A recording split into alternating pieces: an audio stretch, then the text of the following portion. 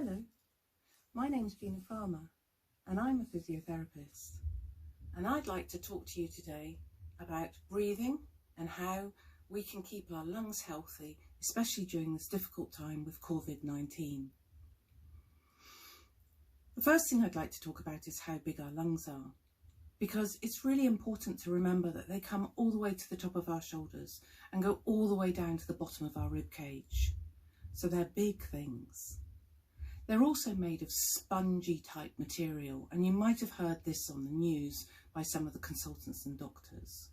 So it's important that we use them properly and get air into every areas. So we don't really think about how we breathe, but I want you to think about how you breathe. When you breathe in, do you use the muscles around your shoulders and your neck? When you breathe in, do your shoulders come up? And then when you breathe out, your shoulders go down? Or do you use your tummy and your rib cage so that when you breathe in, your tummy goes out and your ribs go out, and when you breathe out, they all go back in again? That second one is called diaphragmatic breathing, and it's the type of breathing that physios like to encourage. It's the type of breathing that I'd like to help teach you today. But I don't want to focus on breathing in. I want to focus on breathing out.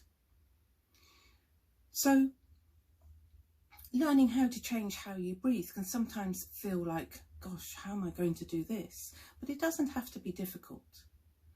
When I teach the children that I work with every day, I set them a challenge.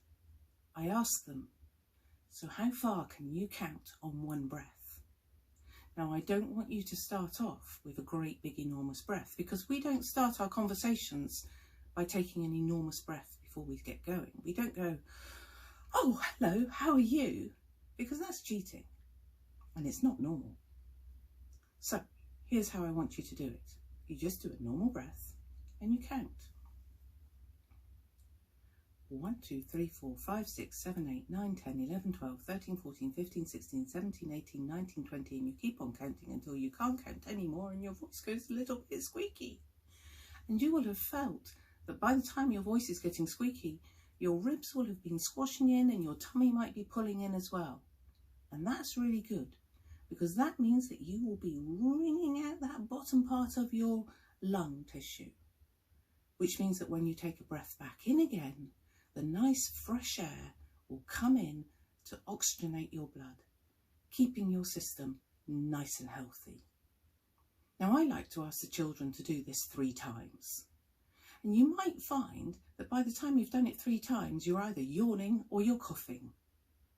Now, either of those is fine, and it's not going to cause you any harm. And if you're coughing and you're coughing up some sputum, that's absolutely fine, as long as it's not a different colour. If it is, contact your doctor. But if it's clear, it's fine.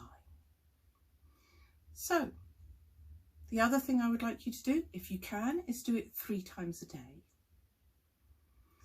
The final thing I would like you to do is carry on trying to do what the government is suggesting. Stay indoors, stay home, save lives, protect the NHS, help keep that curve being flattened.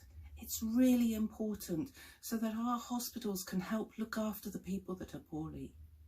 It is so important that the doctors and my colleagues, the physiotherapists within the NHS, can look after people as best as they possibly can.